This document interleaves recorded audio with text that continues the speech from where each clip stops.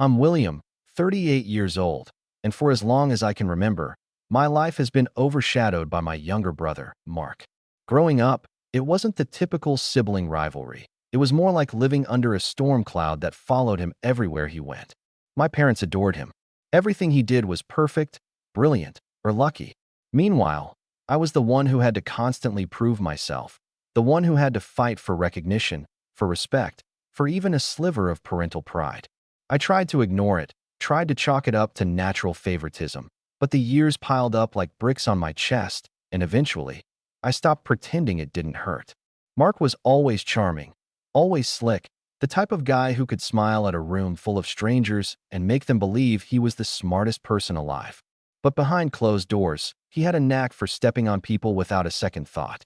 He was cruel when it suited him, manipulative when it served him, and completely unaccountable in the eyes of our family.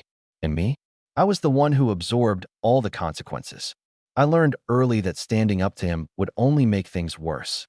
It wasn't just the way my parents coddled him. It was the way the world seemed to bend for him while I got shoved to the side. The tipping point came when I was 23. I had been married to my wife, Lila, for 2 years, and things were good. Steady. Not perfect, but I had a life that I loved, a home I worked hard for, and a marriage that felt real, authentic, and mine. But Mark, true to form, couldn't leave well enough alone. I had always sensed his interest in Lila, a subtle kind of predatory charm he reserved for people who were happy without him. At first, it was small things, lingering looks, jokes that hit too close to personal boundaries, a knack for showing up at places I didn't expect him to be. I brushed it off, thinking I was paranoid. But then came the day I can't forget. I had just finished work and was heading home when Mark called. His voice was uncharacteristically warm, almost conspiratorial. "Hey, Will," he said. "I was thinking, maybe Lila could come over tonight? Just for dinner. You're working late, right?" My stomach sank, a premonition of the chaos I didn't yet understand. I told him politely that we had plans, that it wasn't a good night. But Mark had that smile, the one that disarmed everyone, including me sometimes, and he laughed softly. "Come on, she'll have fun. Don't be such a stick in the mud." I didn't know it at the time, but that night marked the beginning of a chain of events that would unravel my life. Mark had already started weaving his little scheme, targeting my marriage with precision, exploiting moments I trusted him not to. Weeks later, I noticed small changes. Lila seemed distant, distracted, almost hesitant around me at home, while her smiles and laughter seemed to appear more often when Mark was around. I asked her once, carefully, if everything was okay. She brushed it off, said I was overthinking. But I wasn't. My instincts told me something was wrong, something deliberate. The moment of absolute devastation came one evening when I returned home early from a work trip. I opened the door to laughter, Mark's laughter, and saw them. Lila sitting across from Mark, not hiding, not apologizing, just there. And then I heard the words I would never forget. "You'll never see her again." Mark sneered, his grin sharp and triumphant, like a predator who had caught his prey. I froze, my mind racing, my chest tightening as if the air itself had been stolen from the room. Lila didn't look ashamed, didn't try to stop him. She just looked at me with that same detached expression, and in that moment, I realized my life as I knew it had ended. I spent the following days in a fog, replaying every interaction, every missed warning, every laugh I had taken for granted. My parents' reactions were what I had come to expect, apathetic, dismissive, and in Mark's favor. "It's just a phase," my dad said. "She'll realize what she's done," my mom chimed, as though their words could undo the betrayal. But I knew better. I had been left not just without my wife, but without a family that actually cared enough to stand on my side. And Mark? He didn't stop there. Not only had he taken Lila, but she was pregnant within months. And the worst part? The child, fragile and sickly from birth, was now part of the twisted narrative Mark controlled, a constant reminder of the life he had stolen from me. For years, I didn't see them. 15 long years, actually. Every birthday, every milestone, every moment I wanted to share or celebrate, they laughed about it as if it were nothing. Their happiness, their convenience, their sense of entitlement. It gnawed at me, and I buried the rage deep, planning quietly, refusing to let my emotions run unchecked. I built my life cautiously, silently, with one eye always on the future, on the chance I might someday reclaim the dignity and power that had been ripped from me. And then, out of nowhere, she walked in. Not the child, not the fragile figure I had imagined, but a young woman, confident, poised, radiant with intelligence and drive. She had grown up thriving despite the mess Mark and Lila left behind. She walked into my life as if she belonged there, powerful, unafraid, and holding a secret I didn't yet understand. That moment, that was the spark, the beginning of a reckoning I had been waiting for my entire adult life. 15 years of careful planning, of simmering resentment, of being the silent observer while Mark and my family reveled in their twisted little world. All of it had led to this. 4 years after Mark's betrayal, I tried to bury my anger under a layer of routine. I built my career, my home, my life carefully, compartmentalizing the pain so it didn't consume me entirely. But nothing truly dulls the ache of knowing that someone you trusted, someone who should have been family, could destroy your happiness without consequence. My parents? They were complicit by omission, the way they pretended my heartbreak didn't exist. And Mark? He thrived on it. He always did. The first real breaking point came on a Thanksgiving years after the divorce and the birth of his daughter, Emily. I had reluctantly agreed to join the family gathering because part of me still hoped, perhaps foolishly, that there might be a sliver of decency left in them. I arrived at their house with my younger kids, trying to maintain a neutral attitude, to be the adult. But the moment I stepped through the door, I felt it, the familiar swirl of disdain and superiority that always accompanied Mark. He was hosting as usual, the center of attention, laughing too loudly at his own jokes, glancing at my family and me as if we were intruders in his perfectly curated world. Lila was there too, her face smooth, polished, and unreadable, a mask that had become her default expression over the years. She didn't acknowledge the tension at first, probably because she knew exactly how it would unfold. And then I saw Emily, his daughter, now 10 years old, sitting at the table with an expression I recognized instantly, the same calculated, measured way Mark observed the world. She was his clone in temperament, even if not in appearance. The evening started deceptively normal, with polite conversation and forced smiles. But the moment I tried to join in, the subtle hostilities began. Mark would interrupt me mid-sentence, not out of necessity, but with the casual arrogance of someone who believed your voice had no value. He'd redirect every compliment toward himself, every anecdote toward his glory, and every small success I tried to share became a competition. My kids, curious and excitable, were not spared. Every accomplishment they shared was met with condescending remarks. "Oh, that's cute, but Emily did something way better last week." Even my youngest, who was 6 at the time, asked me in a whisper if we could leave early. It wasn't just Mark's constant undermining. My parents had perfected their passive-aggressive routine. My father's eyes would flicker over me with faint disappointment, as if I was failing in some intangible way, while my mother's sighs and thinly veiled helpful advice were meant to remind me I had never lived up to expectations.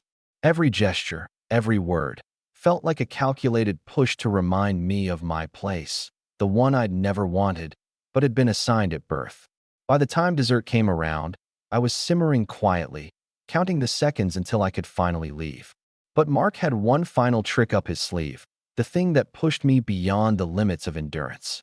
Emily, under his guidance, had been given the task of announcing a special surprise for the family. I thought it might be something innocent, a drawing or a school award. I had no idea it would be a public, humiliating betrayal. "Everyone," Emily's voice rang out, loud and commanding, with a practiced poise that was unnervingly familiar. "Daddy and I have something really exciting to tell you about William." My stomach sank, because the moment she said my name, I knew it was coming. Mark was grinning, barely able to contain his smugness, and Lila was sitting quietly beside him, her expression neutral but her eyes watching me carefully. "What is it, sweetie?" I asked cautiously, trying to hide the tension in my voice. Emily turned toward me, her small hands clutching a folded piece of paper. "We've been keeping a secret," she said. "William didn't know about it until now, but it's really important. You see," she paused dramatically, glancing at Mark, who was now beaming like a proud general overseeing a perfectly executed plan. "The truth is," she said, holding up the paper, "William has been, well, William hasn't been paying us properly for years. We've actually been saving, and now we can finally do something really big with the money he owes." The room went silent. My brain short-circuited. The words made no sense at first. My parents exchanged glances, eyebrows raised, lips pressed tightly together. And Mark? Oh, Mark's grin stretched impossibly wide, the kind of smile that only someone completely certain they had won could wear. "What are you talking about?" I asked, my voice low and trembling, trying to keep it from cracking completely. "You know, the money you were supposed to give us after." Emily glanced at her father. "Well, you didn't, and now we've taken care of it ourselves." She waved the paper again, as if that alone made her statement undeniable. The reality hit me like a punch to the gut. This wasn't just humiliation. It was accusation, a public, staged moment designed to make me feel guilty in front of everyone, including my children. My parents were silent, but their silence screamed complicity. My father's jaw tightened, and my mother simply nodded at Mark as if to say, "Yes, this is exactly how it should be." I could feel every ounce of control slipping away, my carefully maintained calm starting to crumble. I swallowed hard, trying to maintain composure. "Emily, I don't understand. What money? When did this happen?" Mark laughed, that infuriating, self-satisfied laugh. "Oh, William, don't play dumb. You always think everyone else is as honest as you. You didn't send the inheritance you promised, remember? We've been patient, but we had to do something eventually." It was a lie, of course. I had never promised Mark or Lila anything like that, certainly not the sums they were claiming. But the way the room was set up, with Emily announcing it like an official decree and my parents silently backing him, made it impossible to respond without sounding defensive, irrational, or worse, guilty. My kids were staring at me, confused and worried, and I felt my chest tighten as shame, anger, and helplessness collided inside me. The breaking point wasn't just the lie. It wasn't just the manipulation or the years of favoritism. It was the way they had weaponized everything I cared about: the respect of my children, the trust of my parents, the stability of my life, against me. It was the realization that no matter what I did, they had perfected the art of turning every moral and emotional advantage in their favor. I wanted to explode. I wanted to yell, to scream, to throw the paper across the room and make them feel even a fraction of the humiliation they had inflicted on me. But I didn't. I clenched my fists, took a deep breath, and left the room. Not dramatically, not in a way that would give them the satisfaction of seeing me react. I simply walked out, my mind racing, heart pounding, and a single thought consuming me. This ends. One way or another, it ends.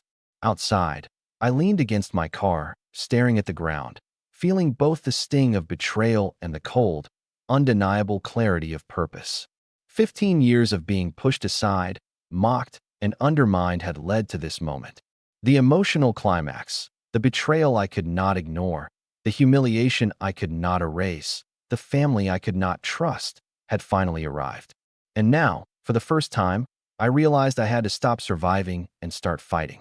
I didn't know how I would do it, or what it would take, but I knew one thing. Mark and my family had underestimated me for the last time. This wasn't just about reclaiming money, respect, or dignity. It was about setting things right, in a way that would leave no doubt who had truly been wronged. And I had 15 years of careful observation, patience, and silent rage on my side. The plan was forming in my mind, piece by piece. I would gather information, watch their moves, and find the cracks in their armor. I would turn their arrogance against them, their sense of entitlement into their downfall. And when the time came, I wouldn't just react. I would act deliberately, smartly, with precision. For now, though, I sat in my car, letting the night swallow me, feeling the weight of the past 15 years pressed down, and knowing that everything was about to change. This was the breaking point.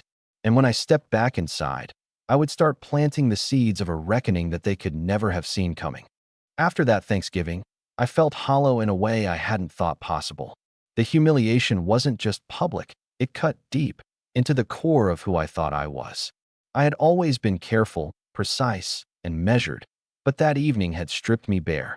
I drove home in silence, the night air thick with the weight of every slight, every betrayal I had suffered since childhood. My kids were asleep in the back seat, unaware of the storm that had just erupted in my life, and I couldn't bear the thought of their innocence being touched by the bitter reality of my family's cruelty. For the first time in years, I questioned myself. Maybe I had been naive to think I could ever stand on equal footing with Mark. Maybe the world was always going to favor those who smiled and manipulated, while people like me, principled, hardworking, honest, were left to endure the fallout. I remember sitting on my porch that night, staring at the dim glow of the streetlights, and letting myself finally cry.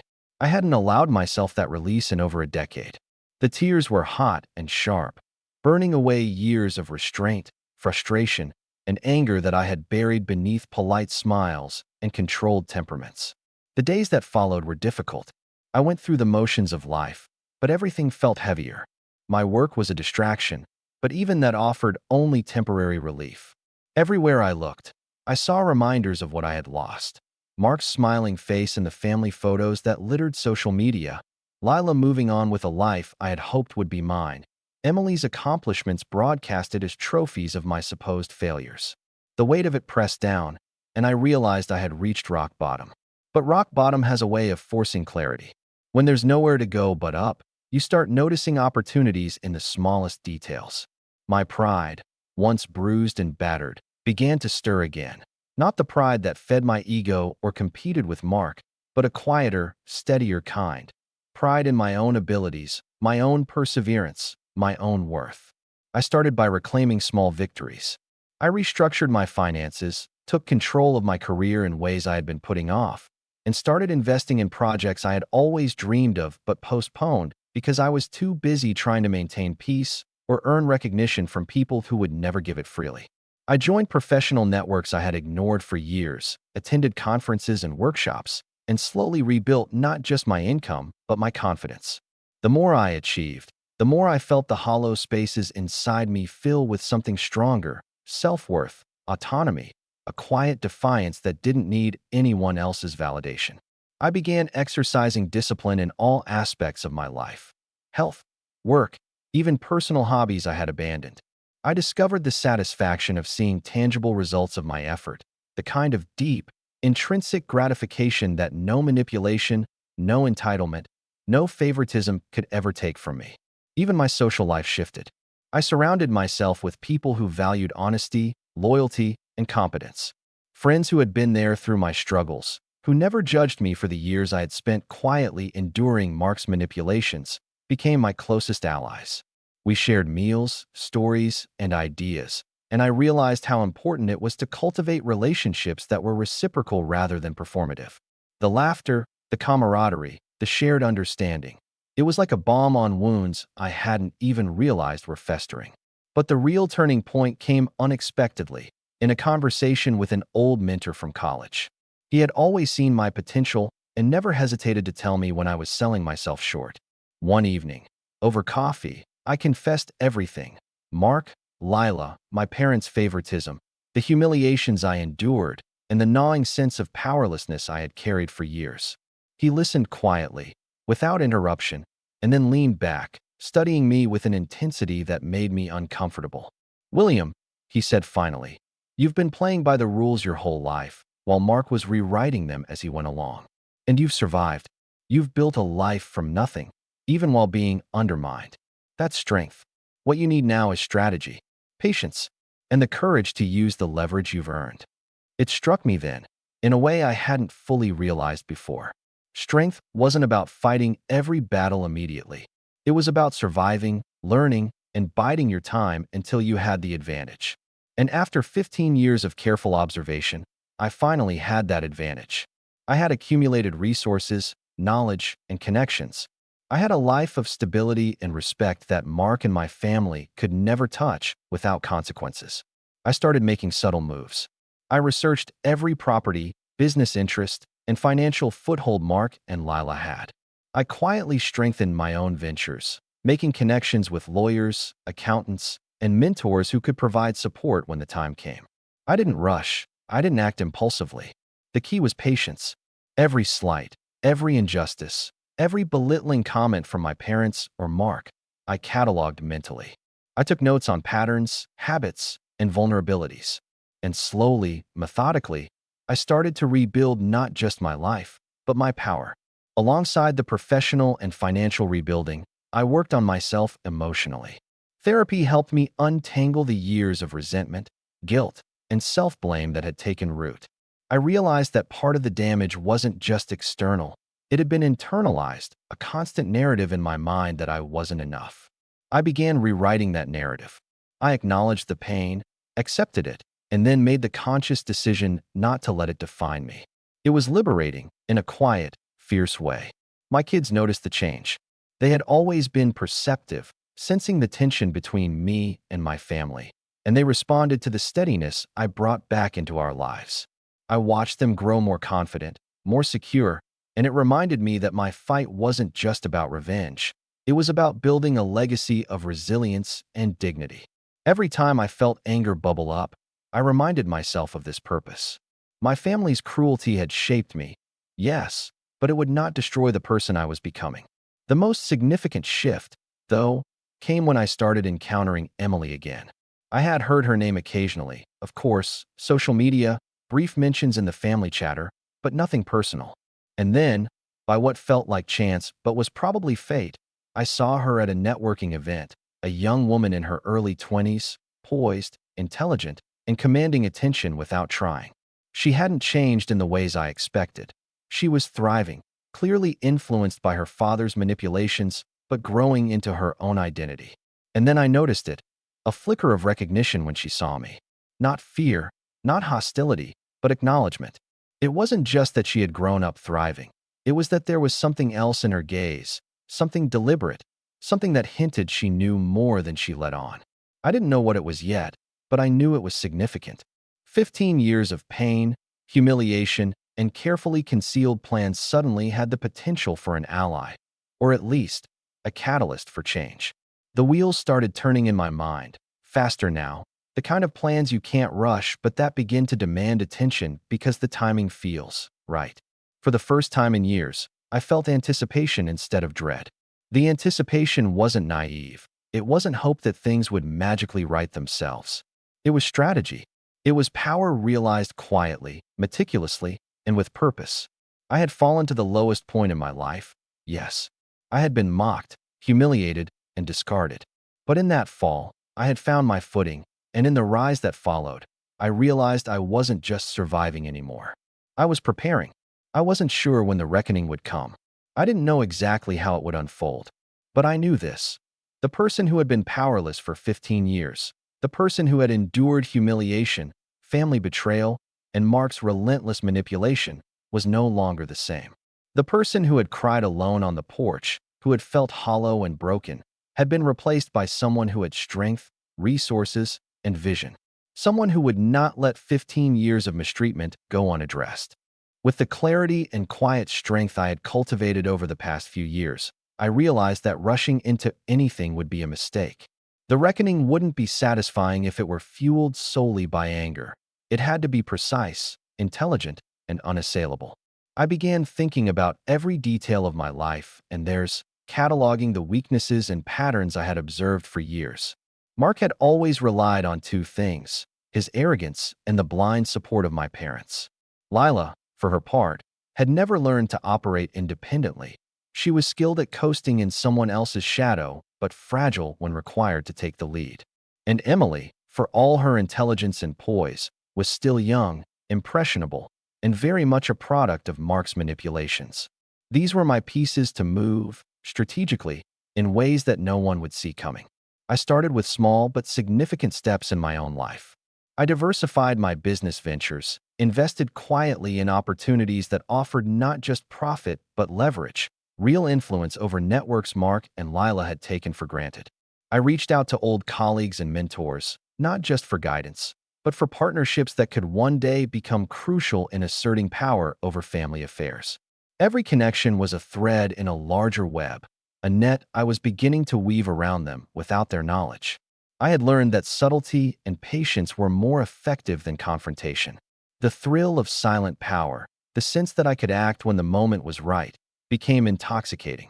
At the same time, I began gathering intelligence on Mark and Lila in ways I hadn't before. I watched their businesses, their social circles, and even their online interactions.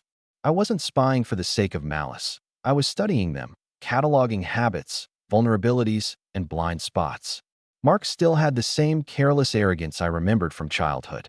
He underestimated anyone who wasn't performing for him, which meant he had left gaps in his personal and professional life that were now mine to exploit. Lila, ever the social chameleon, was still dependent on his presence for confidence and validation. And Emily, as bright and capable as she was, seemed caught in a liminal space between independence and loyalty to her father. The more I observed, the more I saw the cracks in their polished facades. One of the most critical realizations I had was that Mark had grown complacent. He assumed that because he had successfully manipulated the family and everyone around him for decades, he would continue to do so indefinitely. He had cultivated a bubble of invulnerability, a world where consequences were minimal because he had convinced everyone, including himself, that he was untouchable. That arrogance was the leverage I needed. If I could operate quietly, strategically, and without drawing attention, I could exploit his assumptions and make him doubt himself in ways he had never experienced. To strengthen my position, I began forming alliances carefully, people who had been wronged by Mark in small but significant ways over the years, business contacts who had been sidelined, acquaintances who had endured his arrogance, even distant relatives who had quietly observed his manipulations. None of these alliances were overt. Nothing was shared that could be traced back to me prematurely. I was building influence in plain sight, a network of allies who trusted me and were willing to act when the time came. It was methodical, almost surgical in its precision. Meanwhile, I continued to interact with Emily cautiously, testing the waters for her awareness and understanding of the family dynamics. I didn't push too hard, didn't interrogate her, or try to force loyalty. Instead, I observed, asked gentle questions, and offered subtle guidance, all while assessing her temperament, intelligence, and moral compass. It became clear that she had grown into a capable, sharp-minded young woman. She wasn't naive, nor was she blindly loyal to Mark. There was potential there, not just for an ally, but for someone who might ultimately understand the stakes better than anyone else. I also focused on my own family, my children, ensuring that they were strong, confident, and resilient. I knew that Mark would inevitably try to exploit any perceived weakness, so I made it my mission to instill values of self-worth, critical thinking, and independence in them. Every conversation, every lesson, every small decision I made was part of a larger framework to fortify my side of the family against potential manipulation. I wasn't just planning revenge. I was creating a legacy of stability, intelligence, and control that would endure long after the confrontation. The psychological aspect of my plan became just as important as the practical side. I began envisioning scenarios, anticipating reactions, and mentally rehearsing conversations, confrontations, and negotiations. I studied Mark's patterns, the way he reacted to perceived threats, the subtle ways he tried to dominate social situations, and the moments when he revealed his insecurities despite his outward confidence. Each observation became a tool, a lever I could use to create doubt, confusion, and ultimately, vulnerability. One particularly revealing incident occurred during a casual charity gala. Mark had insisted on attending, naturally, expecting to be the center of attention. As he worked the room, laughing too loudly and monopolizing conversations, I quietly observed from a distance. I noticed the subtle eye rolls from certain business associates, the faint murmurs when he exaggerated achievements, and the way people were quietly double-checking facts behind his back. It was a revelation. Mark's world wasn't as airtight as he believed. The cracks were there, and I could exploit them, carefully and deliberately. At the same time, I continued to refine my own image. I presented myself publicly as stable, confident, and successful, without revealing the quiet storm of preparation that was building beneath the surface. This was crucial. Mark thrived on underestimating me, on assuming that I was either too naive or too passive to take action. By controlling my public persona, I created a perfect camouflage for the strategy one was weaving behind the scenes. Small victories began to accumulate. I secured key investments, formed strategic partnerships, and quietly expanded my influence in circles Mark assumed he dominated. Each success, though subtle, strengthened my confidence and confirmed that I was ready for the next stage. I was no longer the powerless sibling, the victim of favoritism, or the one who absorbed humiliation silently? I had built a foundation so strong that when the time came, I could dismantle Mark's world systematically, with precision, and without exposing myself prematurely. Even my interactions with my parents became tactical. I observed their tendencies, how they aligned with Mark, and where their loyalties might waver. I knew they would resist openly supporting me. They always had. But subtle influence, reminders of past decisions, and carefully timed revelations could tilt the balance when the moment arrived. My parents had enabled Mark for decades, but I had learned that people who feel their control slipping often act irrationally. That irrationality could be turned into a powerful tool. By this point, I had created a mental timeline for my plan, though I didn't share it with anyone. It wasn't about speed, it was about impact.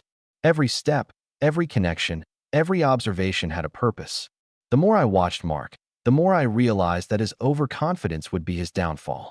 He would never anticipate the patience, strategy, and quiet accumulation of resources that I had undertaken. He would assume the status quo would protect him, and that assumption would be the key to everything. Then, one evening, as I reviewed the latest financial reports and social connections, I received an unexpected email. It wasn't from Mark, Lila, or even a direct contact. It was from Emily. She had sent a short message, carefully worded, asking if we could meet privately. Nothing overt, just a suggestion. I think we need to talk. Some things you might need to know. My pulse quickened. 15 years of planning, observation, and patience had prepared me for this moment. And yet, this was a variable I hadn't fully accounted for.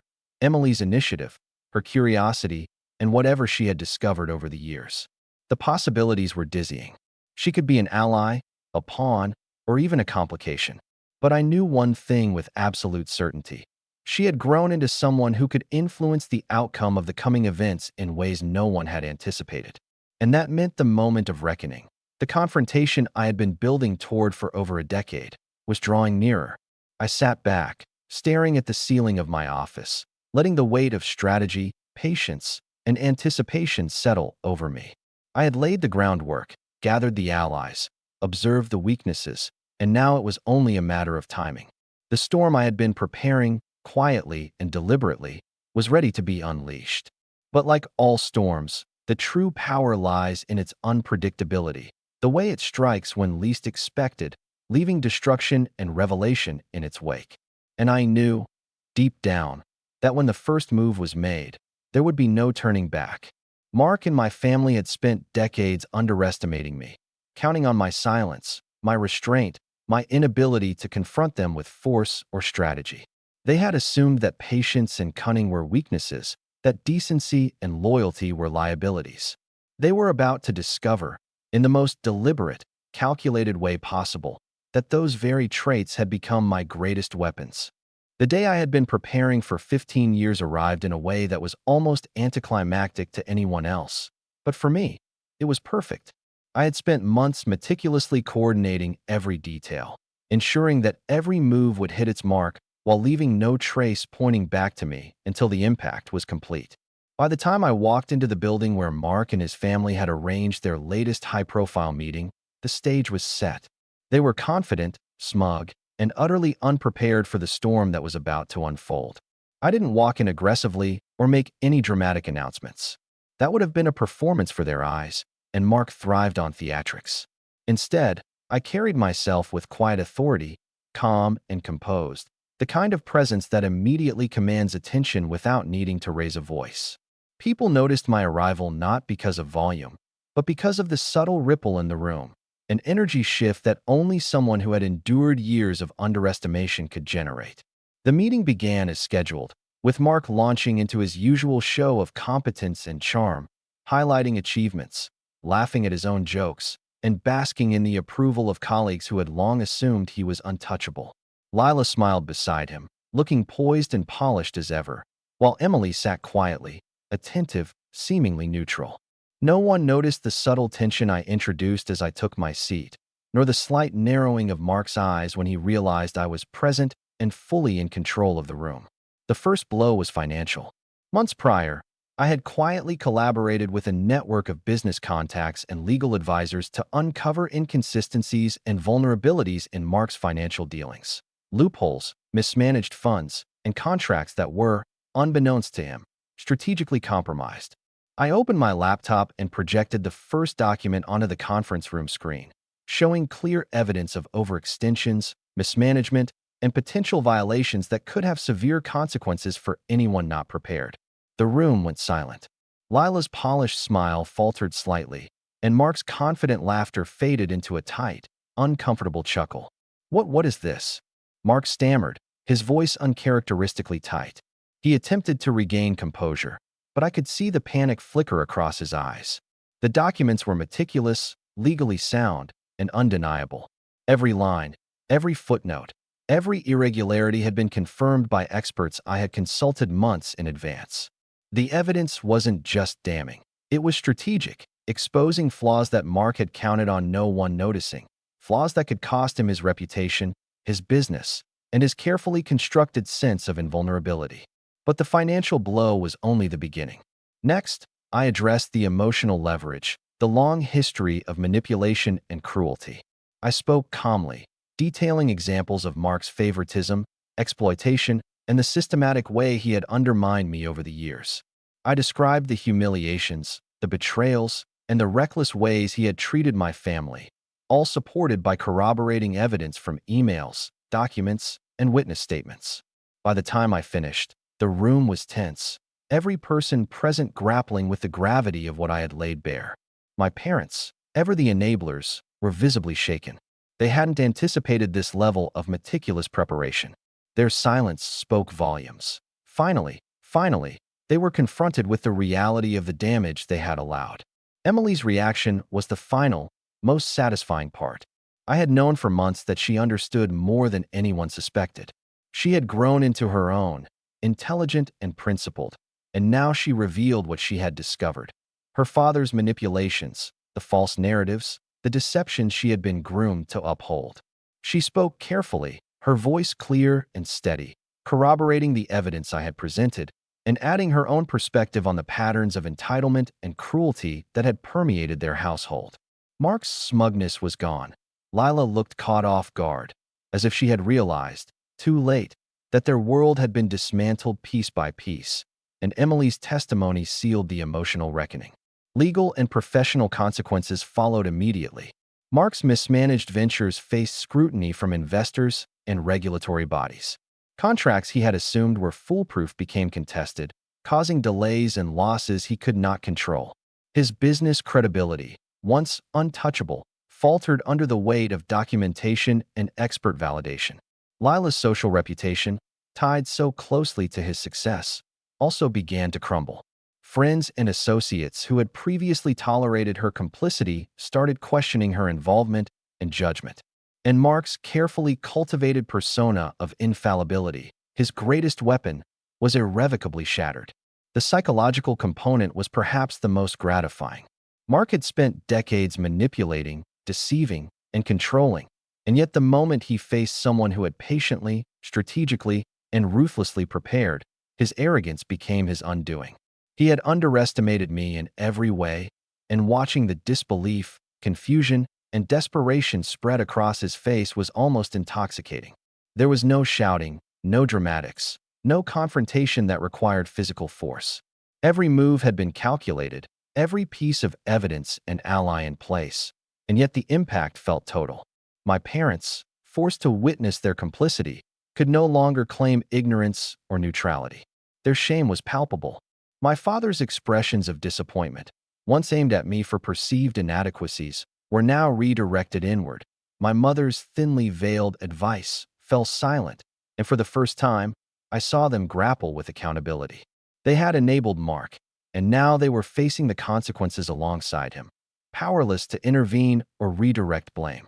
I watched silently, observing the fallout, my children beside me, finally seeing justice unfold. I felt no need for gloating or theatrics. The satisfaction was in the precision of the plan, the way every detail aligned perfectly, and the knowledge that every slight, every insult, and every humiliation of the past 15 years had culminated in this moment of undeniable reckoning. After the meeting, as people began processing the revelations, I stepped outside for a moment of quiet reflection. The cool air filled my lungs, and I allowed myself to feel the weight of relief, satisfaction, and closure. I had executed the plan flawlessly, not out of vengeance alone, but to reclaim dignity, respect, and power that had been stolen from me. I had transformed years of pain, humiliation, and restraint into a decisive, intelligent strategy that left no room for denial or retaliation. Emily joined me outside. She smiled, small but genuine, and I realized that she wasn't just a witness to the outcome. She was part of it. She had grown into her own identity, and together, silently, we had ensured that the manipulations of the past could no longer control the present or dictate the future. "You did it," she said quietly, almost in awe, and I nodded. It wasn't about recognition from her or anyone else, but the acknowledgement that we had rewritten the rules of our world. Mark eventually retreated, humiliated and defeated, his networks fractured, credibility destroyed, and influence diminished. Lila followed, her dependence on his persona exposed and her own reputation quietly unraveling. Emily, for all her knowledge of their flaws, stepped into her own space with maturity and grace, no longer bound by the shadow of a toxic family legacy. My parents were left to confront the consequences of enabling Mark for decades, their silence a testament to the years of misguided loyalty and misplaced favoritism. I returned home that evening, walking through my front door with a calm, measured sense of accomplishment. My children greeted me, unaware of the intricacies of the storm I had navigated, but sensing the quiet shift in energy, the stability and strength that now defined our lives. I realized that revenge had never been about destruction alone. It had been about reclamation, reclaiming dignity, authority, and control over a life that had been threatened and undermined for far too long. Sitting in my office later, reflecting on the culmination of years of strategy, patience, and meticulous planning, I allowed myself a small, satisfied smile. The tension, the fear, the humiliation, and the restraint had all led to this. Mark and my family had been dismantled not through impulse or brute force, but through intelligence, patience, and quiet, deliberate action. Every insult, every betrayal, every slight they had ever inflicted had been accounted for and turned into a precise instrument of justice. I leaned back in my chair, feeling the finality of it, the gravity of the years that had brought me here, and the quiet strength that now defined my life. For 15 years, I had endured, I had observed, and I had prepared. And now, finally, justice, measured, strategic, and undeniable, had been delivered. The past had been confronted, the manipulators exposed, and the future reclaimed. And as I gazed out the window, watching the sun dip below the horizon, I whispered quietly to myself, not in triumph, but in the calm acknowledgement of what had been achieved. I am finally free.